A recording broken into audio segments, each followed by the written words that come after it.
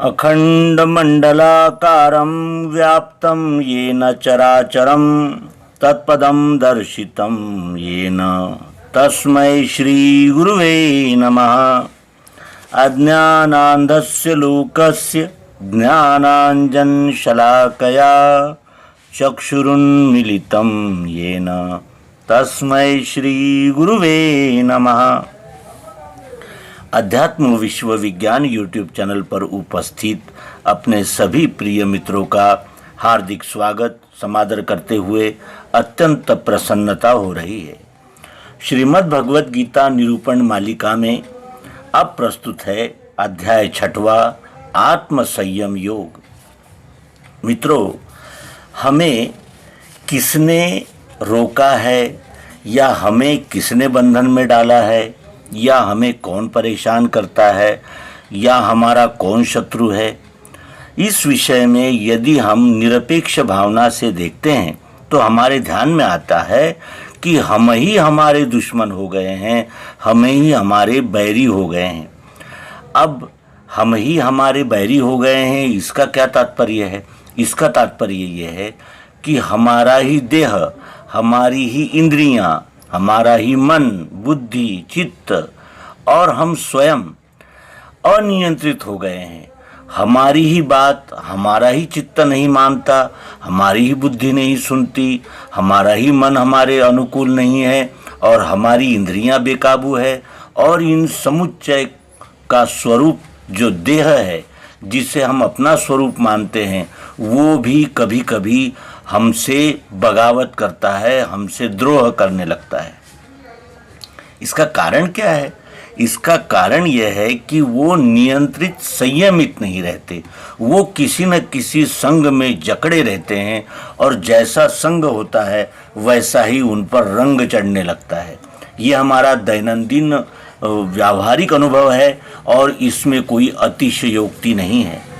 इसीलिए भगवान श्री कृष्ण जी ने अर्जुन को दिया हुआ ये महान परमामृत सेवन करते समय जो सबसे महत्वपूर्ण विभाग है वो है आत्मयोग, आत्म संयम। यदि विद्यार्थी पढ़ने के लिए जाए और पढ़ने के यानी विपरीत ही उसका बर्ताव हो, उसका चित्त एकाग्र न हो और वो ध्यान से न पढ़े, ध्यान से अभ्यास न करे, तो उसका जो निर्णय आएगा, जो फल आएगा, वो कैसा आएगा? तो वो यानी एक प्रकार से चाहना कुछ और होगी और प्राप्ति कुछ और होगी। इसी प्रकार हमारा हो जाता है। देह, इंद्रियां, मन, बुद्धि, चित्त और अहंकार, इस सब का समुच्चय ही हम है। न हमसे देह अलग है, न इंद्रियां अलग है, न चित्त अलग है, कुछ भी अलग नहीं है। ये समुच्चय ही हम है और इसीलिए हमें ही योग चाहिए, हमें ही अपना उत्कर्ष चाहिए, हमें ही इस भव सिंधु से तर जाना है। यानी हित भी हमारा ही है और वो हित भी दूसरा नहीं कर सकता, क्योंकि ये आत्महित है। यदि हम आत्महित के प्रति जागृत नहीं हैं तो ये आत्महित भी सिद्ध साध्य नहीं हो सकता। और यही स्पष्ट रूप से आत्म संयम योग नाम के इस अध्याय को जानने पर हमारे स्पष्ट रूप से ध्यान में आता है। आत्मयोग को प्राप्त करने के लिए सर्वप्रथम सद्गुरु योग युक्ति की आवश्यकता होती है। सद्गुरु योग युक्ति क्या है? वो एक प्रकार का मार्गदर्शन है और उस मार्ग पर चलकर हमें अपना लक्ष्य को प्राप्त करना होता है। और लक्ष्य को प्राप्त करने के लिए उस दिशा में सतत, व्यवस्थित और जागृत रीति से चलना, ये भी हमारा ही कर्तव्य होता है। इसीलिए इस अध्याय आत्म संयम योग का अति महत्व है। ये हमारे प्रेमी पाठक और अध्यात्म विज्ञान के अभ्यासक अच्छी तरह हम सब जानते हैं और इसीलिए इस अध्याय को विशेष जागृत रहकर आत्मसात करना है, क्योंकि सफलता की यही कुंजी है और इस सफलता की कुंजी को भगवान श्री कृष्ण जी हमें दे रहे हैं और हमें निर्मल चित्त सात्विक अंतःकरण के साथ इसका स्वीकार करना है और इसको केवल स्वीकार ही नहीं करना है तो उसके अनुसार अपने जीवन को ढालना है, जीवन जीना है, व्यवहार करने हैं। श्री भगवान कहते हैं कि विश्व सेवार्थ करता है स्वकर्म फल त्याग के, वो सन्यासी वही योगी त्यागी अग्नि क्रिया नहीं। विश्व सेवार्थ करता है स्वकर्म फल त्याग के, वही सन्यासी वही योगी त्यागी अग्नि क्रिया नहीं। इसका तात्पर्य ये है कि जब हम किसी भेषधारी को देखते हैं जिसने रंग बिरंगे कपड़े पहने रखे हो, गले में माला तिलक कंठी लगा पहनी हो, या जो विभिन्न प्रकार के चिन्ह अपने माथे पर सजाए हो, दाढ़ी और जटाएं बढ़ाकर हो, उसे हम साधु मान लेते हैं। लेकिन वास्तविक वो उसका बाह्यांग है, अंतरंग नहीं है, और उसे ही हम महान त्यागी और क्या क्या उपाधियां लगाते हैं, उसका कोई अंत नहीं है। लेकिन वास्तविक भगवान श्री कृष्ण जी को जो अपेक्षित सन्यासी है, अपेक्षित योगी है, वो कौन है? वो है विश्व सेवार्थ करता है स्वकर्म फल त्याग के, वो सन्यासी वही योगी त्यागी अग्नि क्रिया नहीं। निज वर्ण के कर्म द्वारा ज्ञान युक्त निज गुण कर्म का दृष्टा रहते हुए फल रहित स्वकर्माचरण करने वाला ही वास्तविक सन्यासी और वही यथार्थ योगी है। जिसने अग्नि कर्म अर्थात ब्रह्मदेव प्रणीत यज्ञ आदि कर्म तथा प्रकृति नियत निज वर्ण कर्म को भी छोड़ दिया है, इस प्रकार स्वरूपतः स्वकर्म का परित्याग करने वाले सन्यासी नहीं हो सकते, चाहे वो ज्ञानवान हो या विद्वान हो या शब्द व्याख्यान कुशल हो, चाहे कोई भी हो, वो न सन्यासी है न योगी है। क्योंकि जब तक हम विश्व सेवार्थ स्वकर्म अपना वर्ण कर्म नहीं करते, तब तक हमें विश्वरूप परमात्मा के साथ एकात्मता प्राप्त नहीं होती। और हम यदि विश्व सेवार्थ कर्म भी करते हैं लेकिन फल की इच्छा रखकर और कर्तृत्वाभिमान रखकर करते हैं तो भी हम विश्व के साथ एकाकार नहीं हो सकते, द्वंद्व द्वैत बना ही रहता है। इसीलिए भगवान श्री कृष्ण जी फिर से ये जागृति देते हुए कहते हैं कि है सन्यास जिसे संज्ञा उसी का नाम योग है, बिना संकल्प के त्यागे पार्थ योगी नहीं बने। आत्मयोग का सद उपयोग तभी होता है जब आत्मयोगी पुरुष स्वकर्माचरण द्वारा विश्व सेवा करता है। इसका अर्थ यह है कि योग युक्त होते हुए स्वकर्माचरण द्वारा विश्व सेवा जब तक हम नहीं करते तब तक अभिन्नता युक्त हमें अनुभव प्राप्त नहीं होता, अनन्य योग का अनुभव नहीं आता। अब इस श्लोक में कहते हैं कि जिसको सन्यास कहा जाता है उसी को योग कहा जाता है। सन्यास किसे कहते हैं? संन्यस्त होना, यानी संकल्प रहित होना और फलेच्छा रहित होना, जिसे सन्यास कहते हैं। और योग क्या है? पिंड ब्रह्मांड की एकात्मता को जानकर उस पर एकात्मता का अनुभव करते हुए विश्व के साथ व्यवहार करना, इसका नाम योग है। इसीलिए भगवान श्री कृष्ण जी कहते हैं कि है सन्यास जिसे संज्ञा उसी का नाम योग है, बिना संकल्प के त्यागे पार्थ योगी नहीं बने। अर्जुन, जिसको सन्यास नाम दिया जाता है उसी को योग कहते हैं। वस्तुतः दोनों एक ही है, दो अलग अलग नहीं है, क्योंकि संकल्प का त्याग किए बिना कोई भी योगी नहीं हो सकता और संकल्प त्याग को ही सन्यास कहते हैं। भाषाओं में अनेक शब्दों का अवलंबन करके हम विभिन्न प्रकार के मतांतर और विभिन्न प्रकार के मनमाने अर्थ करते रहते हैं, लेकिन वास्तविक जो सन्यास है वही योग है।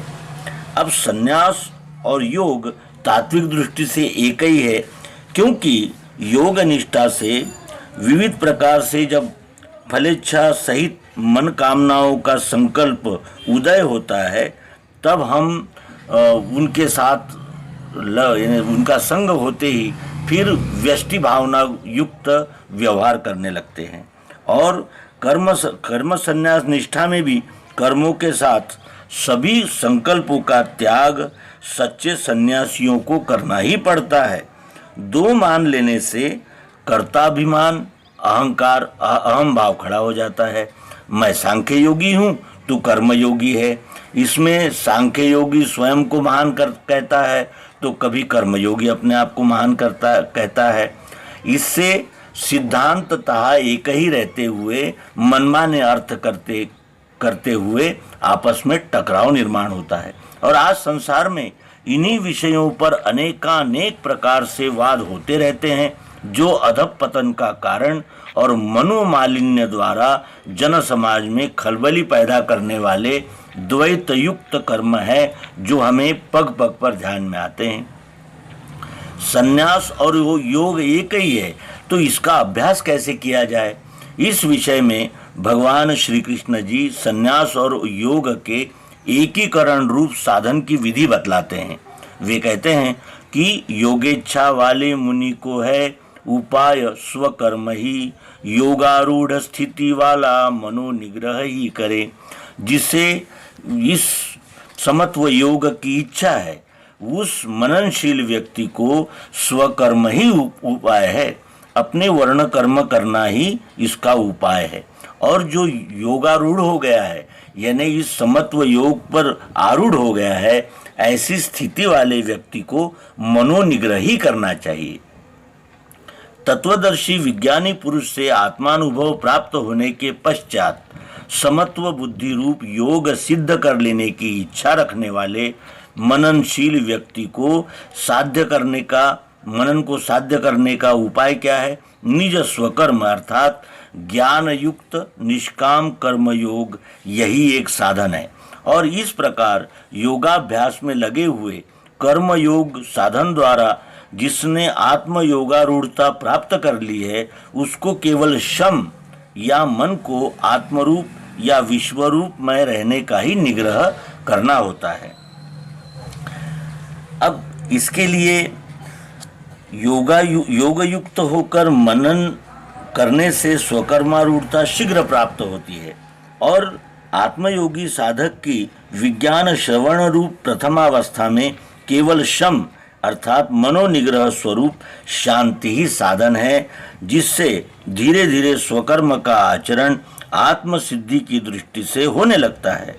और आत्मसिद्धि प्राप्त हुए पश्चात सिद्ध अवस्था विश्वरूपमय होकर विश्व ही है मेरा परिवार, गुणातीत वह ईश भाव से करे जगत व्यवहार, इस प्रकार शांति युक्त सिद्धावस्था की भूमिका पर सहज ही पहुंच जाता है। विश्वरूप सेवा ही शांति की दृष्टि से उसके स्वयं स्वकर्म रूप में रहती ही है। अब इसके लिए एक उदाहरण देखा जाए कि जब हम रोग मुक्त हो जाते हैं, तो वैद्य हमसे क्या कहता है कि जो हमने पथ्य बतलाए हैं उसका आप पालन कीजिए, जिससे कि ये रोग पुनः न लौटे। और जब हम पथ्य करने लगते हैं, तो हमारे पथ्य के आधार से ही उस रोग को हम यानी संयमित कर सकते हैं और उस रोग से मुक्त हो सकते हैं। उसी प्रकार जब हम निष्पक्ष निष्काम भाव से और फलेच्छा रहित दृष्टि से विश्व सेवा का लक्ष्य लेकर ही जब कर्म करते हैं, तो इस प्रकार हम संकल्प रहित हो जाते हैं। और संकल्प रहित होते ही फिर विषयों से नहीं प्रीति, कर्म में बीधता नहीं, संकल्प सब ही त्यागे, योगारूढ़ उसे कहा। योगारूढ़ की व्याख्या यहाँ भगवान श्री कृष्ण जी करते हैं कि विषयों से नहीं प्रीति, कर्म में बीधता नहीं। इंद्रिय जन्य विषयों में जिनकी प्रीति नहीं है और कर्म में कर्म फलेच्छा भाव से जो असंग रहता है, उसको ही यानी योगारूढ़ कहा जाएगा। और जब हम अपने सभी व्यष्टि संकल्पों को त्याग देते हैं तभी ये सिद्ध हो सकता है। अब भगवान जीव दुर्लभ मनुष्य शरीर प्राप्त करके भी किस प्रकार बंधा रहता है और किस प्रकार अपना उद्धार कर सकता है, उद्धार न होने में कौन कौन से कारण आते हैं और किस किस प्रकार से मनुष्य अपने उद्धार के लक्ष्य से च्युत होता है, इसके विषय में मार्गदर्शन करते हुए कहते हैं कि आत्मा को आत्म संतोषी रखना भूलना नहीं, आप ही अपना भाई अपना शत्रु आप है। जीव को अर्थात जीव वासना को आत्मा में सदैव संतुष्ट रखना, इसके लिए कदापि नहीं भूलना चाहिए। यदि आत्म संतोष युक्त न रखा जाए तो अनेक अनेक जगत प्रलोभनों की प्रीति रूप प्राप्ति रूप तृष्णा में फंस के आवागमन के चक्र में हम मूर्ख बनकर घूमते ही रहते हैं। इसलिए आत्म योगाभ्यास द्वारा आत्मा में संतुष्ट रहने वाला आत्मभाव युक्त अपना भाई है और जागतिक विषय भोगों में काम क्रोध युक्त लिप्त रहने से आप ही अपना शत्रु है। वो आत्मा बंधु आत्मा का जिसने मन वशी किया, जिसने मन नहीं जीता उसका शत्रुत्व वो करे। आत्मभाव युक्त जीव ही अपना मित्र है क्योंकि वो आत्म योगाभ्यास में लगा हुआ है। उसके ही कारण मन इंद्रियों सहित वश में होता है। मन इंद्रियां यदि वश में न हो तो आवागमन में डालने वाले कर्म ही हम करते रहते हैं। इसलिए वो अपना आत्मा ही मित्र है जो हमें इन यानी असंयमित इंद्रियां मन बुद्धि से बचा सकता है, छुड़ा सकता है। और विषय भोग परायण होते ही हम स्वयं से ही शत्रुता करने लगते हैं। इसीलिए अपने आत्मभाव की ओर हमने जागृति पूर्वक देखना चाहिए। और इसीलिए भगवान श्री कृष्ण जी कहते हैं कि जो आत्मा को शत्रु भाव से देखता है वही चक्र में फंसता है और अपने को देह ही मान लेना आत्मा का शत्रुत्व करना ही है। अब आत्मा का शत्रुत्व करने वाला और आत्म योगारूढ़ पुरुष, इनमें क्या अंतर है? तो भगवान श्री कृष्ण जी कहते हैं कि मनोजयी प्रसन्नात्मा शीतोष्ण सुख दुख में, मानापमान में वैसे वो परमात्मा स्वरूप है। मन को जीतकर सदैव आंतरिक प्रसन्नता से सर्दी गर्मी सुख दुख आदर अर्थात सम्मान निरादर सब में समभाव अर्थात आत्मभाव से रहने वाला परमात्मा का स्वरूप ही है, आत्मरूप ही है। क्योंकि ज्ञान विज्ञान तृप्तात्मा जितेंद्रिय आत्मवान, पत्थर मिट्टी और सोना समान युक्त वो लखे।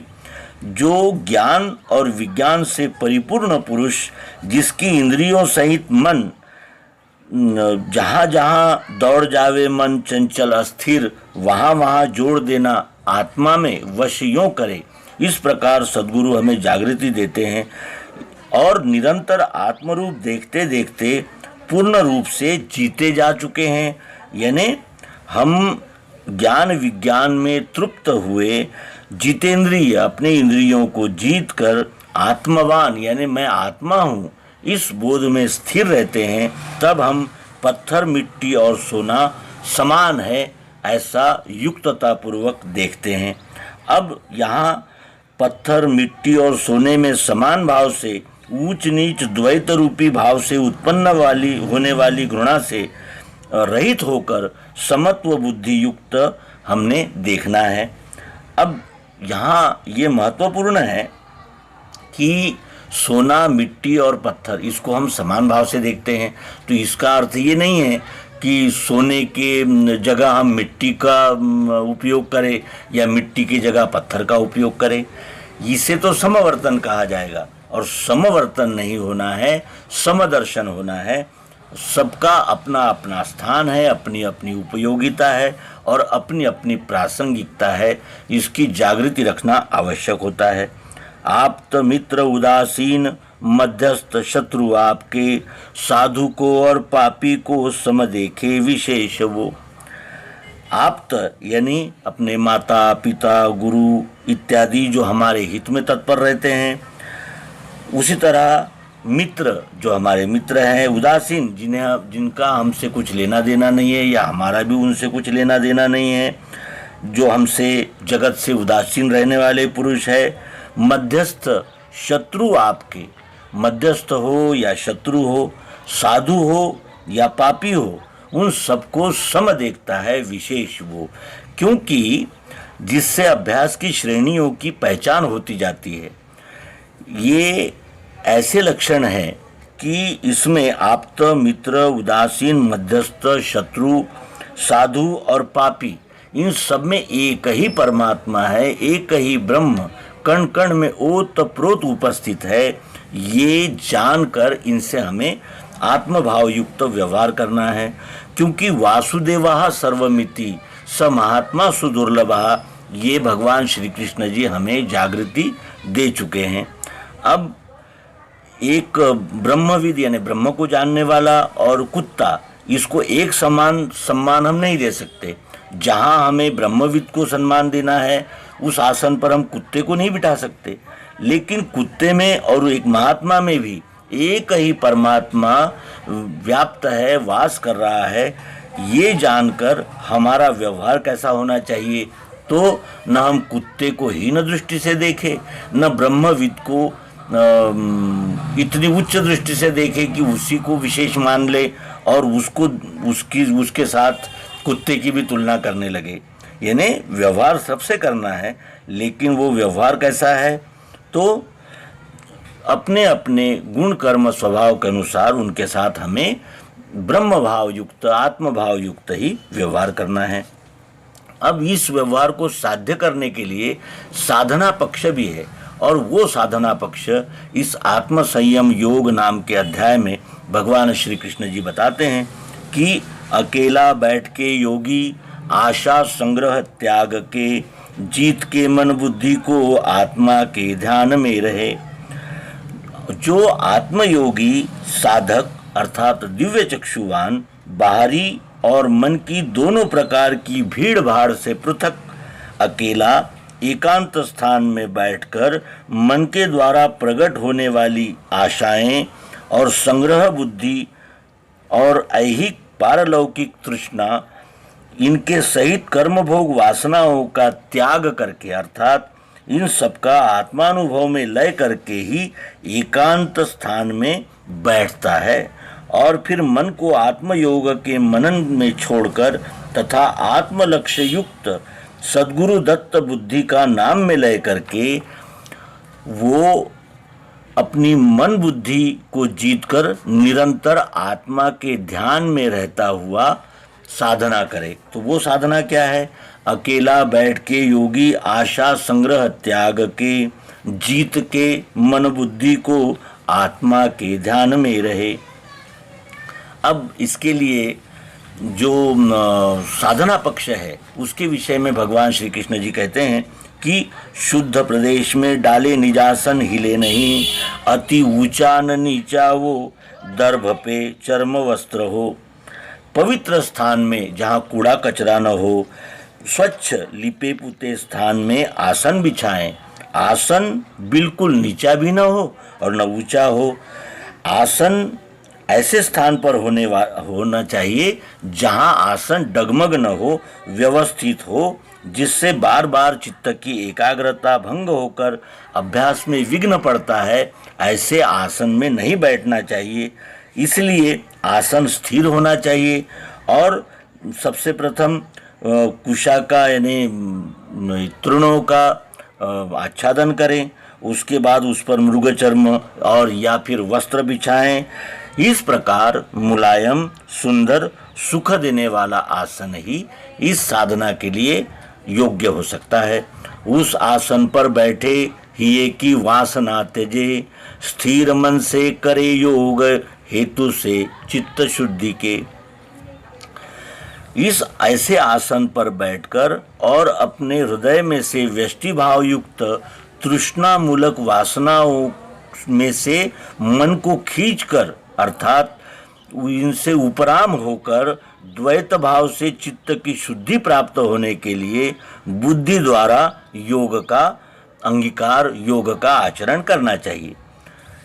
तत्वदर्शी विज्ञानी से जब प्रत्यक्ष हमें आत्मयोग प्राप्त हो जाता है, तब उस आत्मयोग को दृढ़ करने के लिए ये अभ्यास है। इससे चित्त शुद्ध होकर आत्मरूप होता है और आत्मानुभव पश्चात ही चित्त पूर्ण रूप से शुद्ध होना संभव होता है। इसलिए चित्त को आत्मरूप करके वासनालय होने का यहाँ अभ्यास बतला रहे हैं और इस अभ्यास को प्राप्त करते ही आत्मानुभव प्राप्त होगा ऐसा नहीं कहते। केवल आत्मानुभव प्राप्त करने के लिए हमें जो व्यवस्थित साधना करनी है या व्यवस्थित आसन लगाना है उसके विषय में कहते हैं कि भीति काया गर्दन माथे को सीधा अचल स्थिर करे, दृष्टि नासाग्र में राखे, दिशाएं देखना त्यजे। काया गर्दन माथे को सीधा अचल स्थिर करे, यानी अपने देह को और गर्दन सहित माथे को सीधा रखे और स्थिरता से बैठे, इधर उधर बार बार देह को हिलावे डुलावे नहीं। नेत्रों की दृष्टि नासिका के सामने सीधी सरलता पूर्वक रहे और चारों ओर देखना छोड़कर स्वाभाविक मनस्थिति से शांत चित्त होकर योग का विचार करें। भीति त्यागे रहे शांत, आचरे ब्रह्मचर्य को, मन रोके मुझे ध्यावे मत परायण हो रहे। भीति त्यागे यानी भीति किस बात की होती है? जब हम उद्विग्न होते हैं या हमारे विचार इधर उधर भागते हैं तब हम में भीति निर्माण होती है। इसीलिए भगवान श्री कृष्ण जी कहते हैं कि भीति त्यागे रहे शांत, आचरे ब्रह्मचर्य को। अब आचरे ब्रह्मचर्य इस विषय को भी हमने केवल स्त्री पुरुष संग से ही जोड़ लिया है, लेकिन ऐसा इसका अर्थ नहीं है। ब्रह्मचर्य का अर्थ है ब्रह्म के समान निष्कपट और निष्काम रहना, इसे हम ब्रह्मचर्य कह सकते हैं।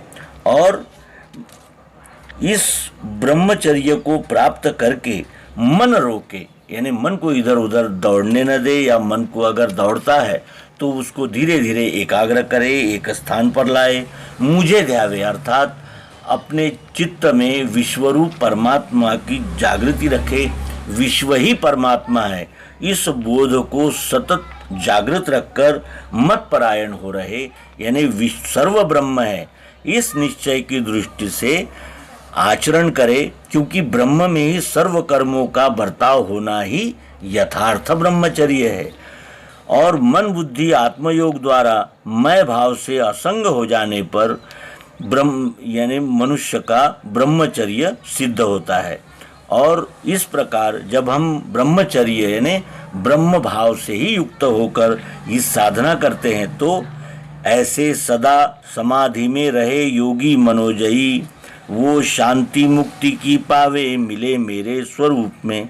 इस प्रकार मन को जीतकर आत्मयोगी सदैव बुद्धि की आत्मनिश्चय युक्त साम्यावस्था में स्थिर रहते हैं, क्योंकि पंडिताः समदर्शिनः, इस प्रकार उसकी समाधि नित्य और अखंड रहती है।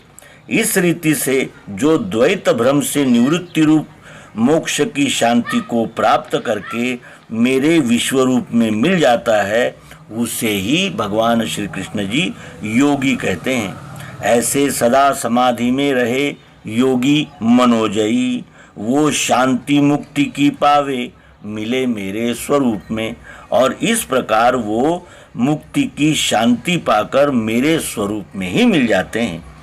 अब ये बोध किसे नहीं होता और इस बोध को प्राप्त करने में अड़चनें कौन सी है, इसके विषय में सद्गुरु भगवान श्री कृष्ण जी बताते हैं कि जो अधिक खा लेते हैं, जो भूखे ही निरा रहें, जो अधिक सोवे जागे, उन्हें योग सदे नहीं।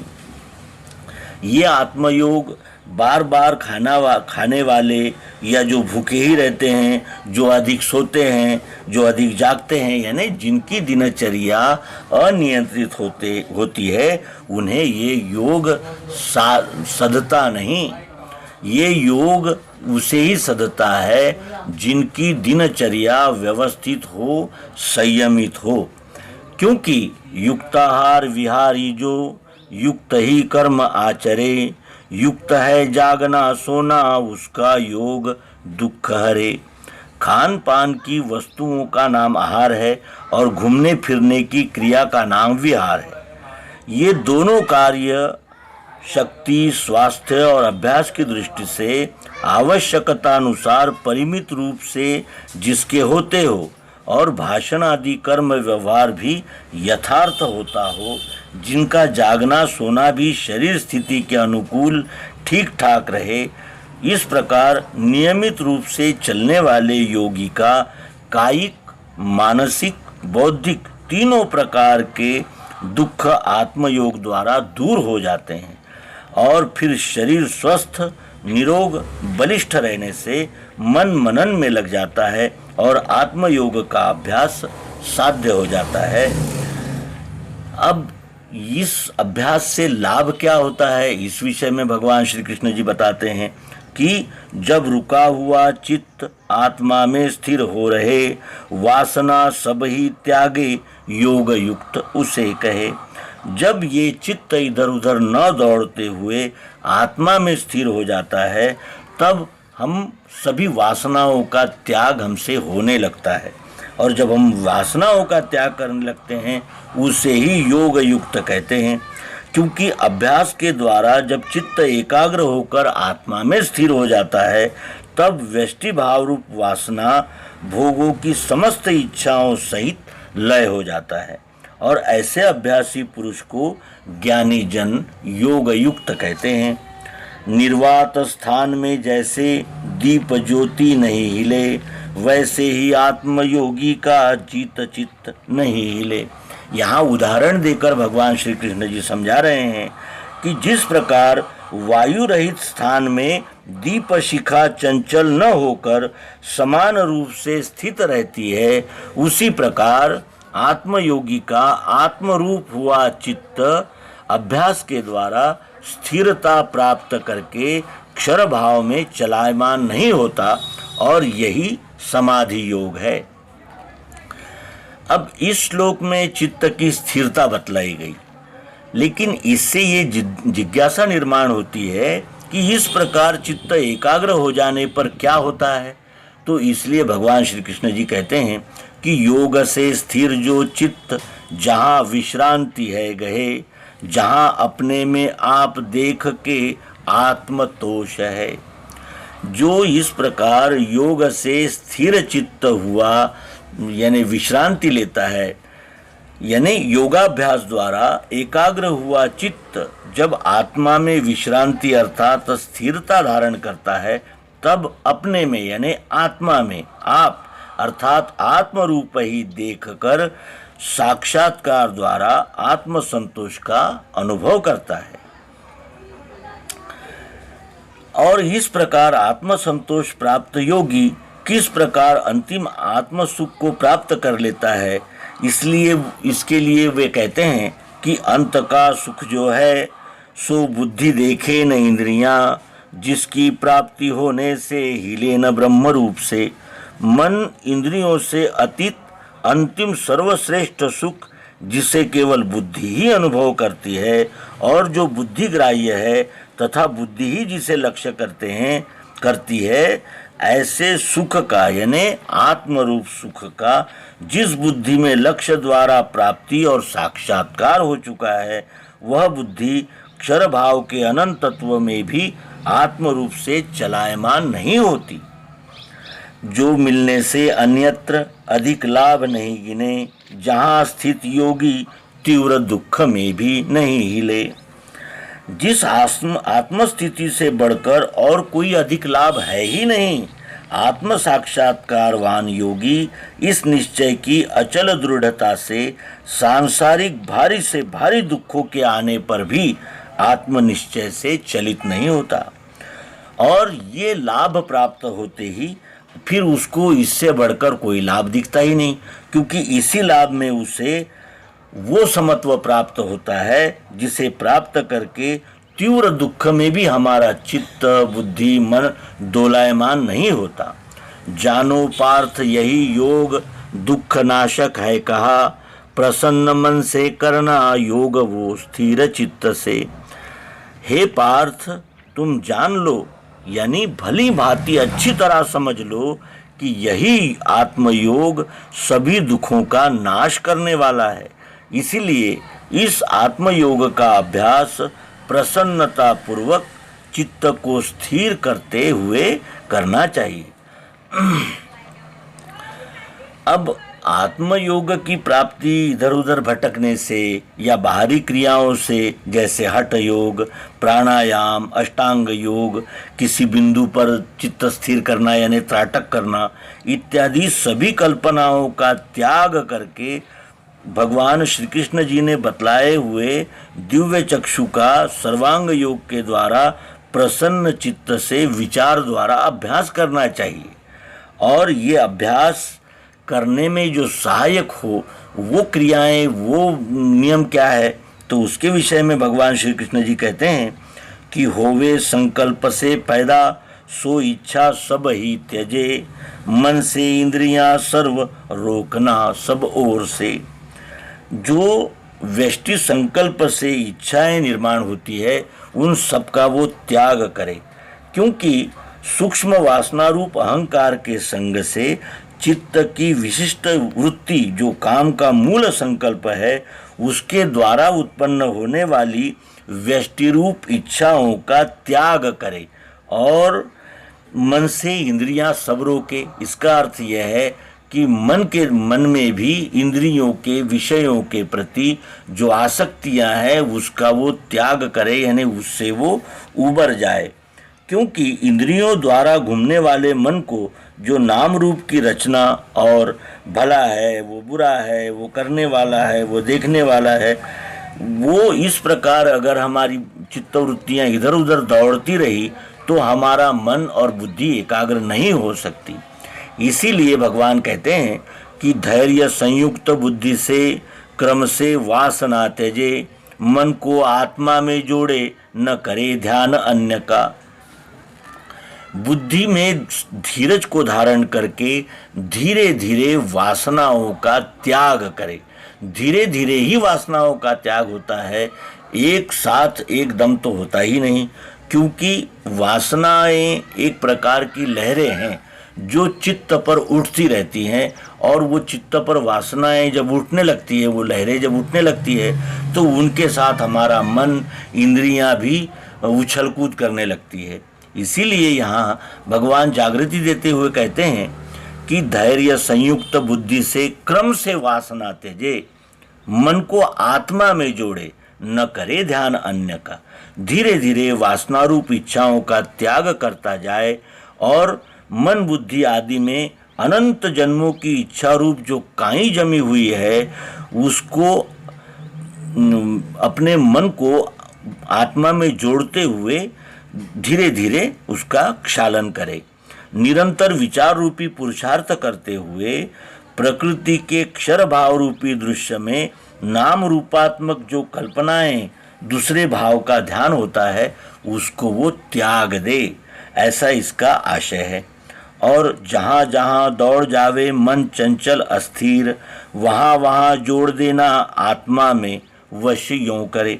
अब वश करने का उपाय भी भगवान श्री कृष्ण जी बताते हैं कि जहाँ जहाँ ये चंचल मन और ये अस्थिर कर देने वाला मन जहाँ जहाँ दौड़ दौड़ के जाता है वहाँ वहाँ आत्म रूप में जोड़ देना चाहिए, जिससे ये मन वश में होता है।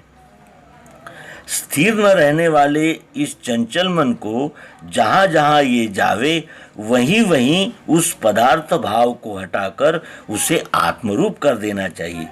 इसका अर्थ यह है कि पदार्थाकार जो जगत है वो मन को तत्वतः आत्माकार देखने का अभ्यास करना चाहिए, और इस प्रकार अंदर बाहर एक ही परमात्मा है, एक ही आत्म तत्व बाहर अंदर इस रूप से सब तरफ व्याप्त है, ये जानते ही फिर वो मन आत्मा में केंद्रित हो जाता है। और एक बार जब चंचल अस्थिर मन एकाग्र हो गया तो फिर वो वश हो जाता है। अब मन को वश करने के 2 उपाय ज्ञानीजन बताते हैं। उसमें है दम और शम। दम कहते हैं दबाने को और शम कहते हैं शांत करने को। तो ये जो दम है वो तमोगुणी उपाय है और शम जो है वो रजोगुणी उपाय है।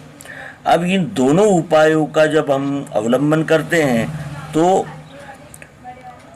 इसके लिए हमें ये जानना होगा कि मन जहाँ के तहाँ ही आत्मरूप कर देना, ये मन को समान धर्मी है।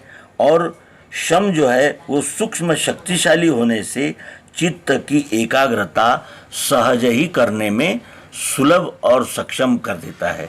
इसलिए हमें सृष्टि नियम के प्रतिकूल मन को विरुद्ध धर्मी होने से अतीव कष्ट साध्य वैराग्य प्रधान वृत्तियों का यानी वैराग्य प्रधान मार्ग का त्याग कर देना चाहिए। क्योंकि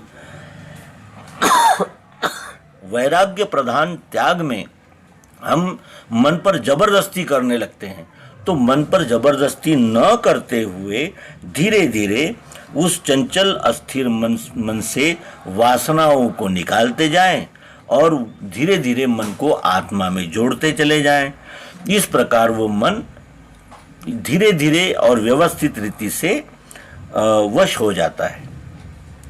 इसके लिए भगवान श्री कृष्ण जी के इस बोध को सुलभ और सहज ढंग से व्यक्त करते हुए भगवान श्री मायानंद जी चैतन्य एक पद में कहते हैं कि मत रोको मनुआ मत रोको, मत रोको मनवा मत रोको, जहाँ जाए तहाँ जाने दीजो, मैं ही हूँ सो असटो को।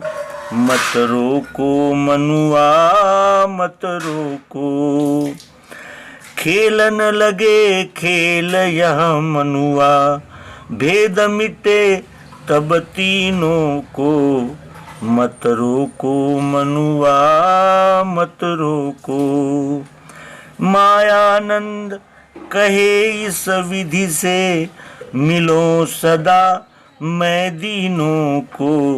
मत रोको मनुआ मत रोको, जहाँ जाए तहाँ जाने दीजो, मैं ही हूँ सो असटो को। मत रोको मनुआ मत रोको। ये सहज स्वाभाविक समाधि है। एक ही यानी आत्मा यानी हमारे हम एक ही है और हमारे ही ये सब पार्ट है। मन बुद्धि चित्त अहंकार ये हमारे ही अंग है।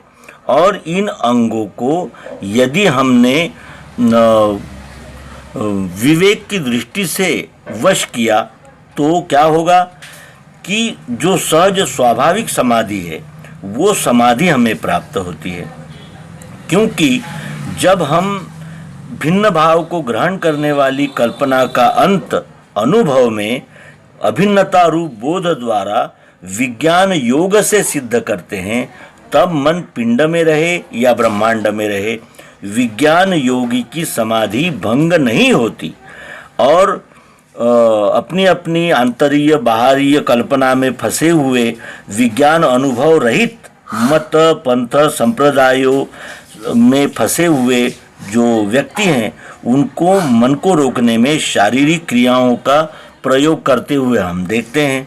लेकिन ये सृष्टि के प्रतिकूल उपाय है, अनुकूल उपाय नहीं है, जिससे ये सहज अखंड समाधि रूप निजानंद की प्राप्ति नहीं हो सकती। रजोगुण नहीं जिसमें जो योगी शांत चित्त है, निष्पाप ब्रह्म में वृत्ति अंत का सुख वो गए।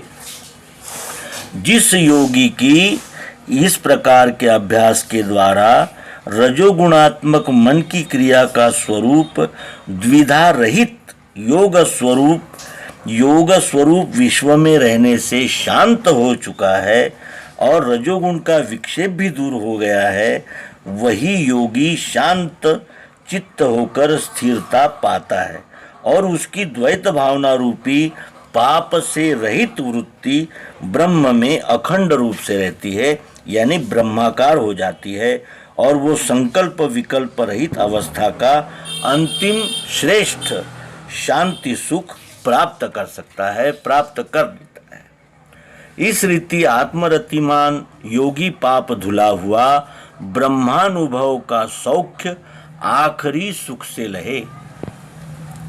इस प्रकार योगाभ्यास से आत्म प्रेम युक्त योगी, जिसके द्वैत भाव रूपी पाप अर्थात भावनाएं समाप्त हो चुकी है, पुरुषोत्तम ब्रह्म के अनुभव का अंतिम निजानंद रूप स्थायी सुखपूर्वक अर्थात दिव्य चक्षु द्वारा सहज ही प्राप्त कर लेता है। आत्मरतिवान योगी पाप धुला हुआ, जो आत्मा में ही यानी रति जिसे प्राप्त हो गई है, जो आत्मानुभव में ही यानी अनुभवी हो गया है, अनुभव में आत्मा से एकत्व जिसने प्राप्त कर लिया है, वो योगी पाप धुला हुआ होता है। पाप होता है द्वैत से, मैं अलग हूँ ये अलग है, और इस प्रकार की भावना आत्मभाव प्राप्त व्यक्ति में नहीं होती। वही व्यक्ति ब्रह्मानुभव का सौख्य आखिरी सुख से गए, वही ब्रह्मानुभव का आखिरी सुख प्राप्त करता है। इस प्रकार हमने भगवान श्री कृष्ण जी ने सुझाए हुए उपायों का अवलोकन किया। अब जो आत्मरूप हो चुका है उसके लक्षणों के विषय में भगवान कहते हैं कि योग युक्त स्थिति वाला, सर्वत्र समदृष्टि का, आत्मा को सब भूतों में, भूतों को आत्म में लखे। इस आत्म योगाभ्यास के द्वारा जो सर्वत्र समदृष्टि प्राप्त कर चुका है, जो आत्मयोग युक्त है, वो आत्मा को सब भूतों में, भूतों को आत्मा में रखे, यानी सभी भूतों में वो आत्म रूप से विश्वरूप परमात्मा ही व्याप्त है, और जैसा मुझ में है वैसा ही सब में एक ही आत्मा है, ऐसा प्रत्यक्ष अनुभव के द्वारा जानता है, देखता है, व्यवहार करता है। उसमें आत्मा का ही लक्ष्य रहता है और क्षर भाव में आत्मा का लक्ष्य करता है। इसका अर्थ यह है कि संपूर्ण दृश्य यह आत्मा ही है, आत्ममय ही है, और ये क्षराक्षर की अभिन्नता है, वस्तुतः दो नहीं है, एक ही वस्तु है, क्योंकि क्षर यह आत्मा का स्वभाव है और इसी से एक रूपता प्रत्यक्ष रहती है। इस प्रकार जानकर वो आत्मा को सब भूतों में और भूतों को आत्मा में लखे। जो मुझे विश्व में देखे, मेरे में विश्व को लखे, उसी की दृष्टि में मैं हूँ, वो मेरी दृष्टि में बसे। जो मुझे विश्व में देखे, मेरे में विश्व को लखे, उसी की दृष्टि में मैं हूँ, वो मेरी दृष्टि में बसे। इसका तात्पर्य यह है कि जो पुरुषोत्तम परमात्मा को विश्व में देखता है, यानी विश्व रूप परमात्मा ही है, ऐसा जो देखता है, और मेरे में विश्व है लखे, यानी मुझ में भी 5 तत्व, 3 गुण, अस्थिभाति रूप प्रियत्व आत्मा और इन सब का लय जिस नाम में होता है, वो पुरुषोत्तम भाव वो मुझ में भी है। जो जैसा मुझ में है, जैसा पिंड में है, वैसा ही ब्रह्मांड में है, ऐसा जो जानता है, उसी की दृष्टि में मैं हूँ, वही एक रस समत्व भाव से मुझे ही सर्व ओर देखता है और उसकी ही दृष्टि में मैं रहता हूँ, यानी परमात्मा परमेश्वर रहता है। जो योगी पुरुष क्षर अक्षर युक्त विश्व में मुझ परमात्मा को देखता है, अर्थात अनुभव करता है, और पुरुषोत्तम में ही विश्व को जानता है, यानी लगता है, देखता है, उसी की दृष्टि में अभेद रूप से सदैव रहता हूँ और वो मेरी अर्थात सद्गुरु की दृष्टि में सदैव रहता है। इस प्रकार उस योगी के भिन्नत्व भाव का पूर्णतया लय होकर आने वाले श्लोकों में उसका आचरण कैसा होता है, इस विषय में भगवान श्री कृष्ण जी हमारा मार्गदर्शन करेंगे।